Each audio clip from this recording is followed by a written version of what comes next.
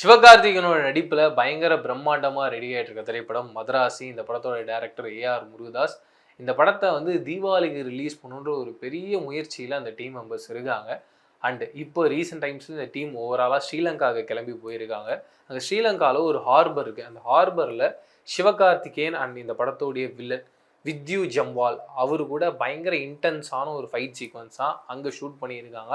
இந்த ஃபைட் சீக்வன்ஸில் இந்த படத்தோட ஹீரோயின் ருக்மணி வசந்தும் இருந்தாங்க அப்படின்றது சொல்கிறாங்க. பட் படம் ரிலீஸ் ஆனால் தான் இதெல்லாம் உண்மையானது தெரியும். ருக்மணி வசந்த் இருந்தாங்களா இல்லையான்றது உண்மையாக தெரியும். பட் மற்றபடி நான் சொன்னது எல்லாமே உண்மையான ஒரு தகவல் தான்.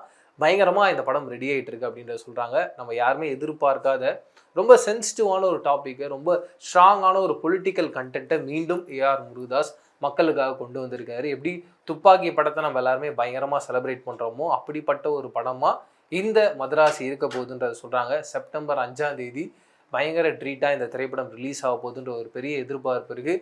நானும் பயங்கர ஈகராக வெயிட் பண்ணிட்டு இருக்கேன். ஏன்னா சிவகார்த்திகேயன் அவருடைய படம் பராசக்தி ஒரு பெரிய பிரச்சனைகளை மாட்டிகிட்டு இருக்குது. டான் பிக்சர்ஸ் கிட்டேருந்து அந்த படம் ரிலீஸ் ஆகுமா ரிலீஸ் ஆகாதா, அதுவும் ரொம்ப ஸ்பெஷலாக அந்த படம் ரெடி பண்ணிட்டு இருந்தாங்க. சிவகார்த்திகேயனுடைய 25வது படமாக. அண்ட் இந்த படம் அடுத்த வருஷம் பொங்கலுக்கு ரிலீஸ் பண்ணுன்ற டார்கெட்டில் போயிட்டு இருந்தாங்க. அந்த டார்கெட்டில் மண்ணை மாறி போடுற மாதிரி யாரோ கண்ணு வச்சுட்டாங்கன்ற மாதிரி தான் நான் நினைக்கிறேன்.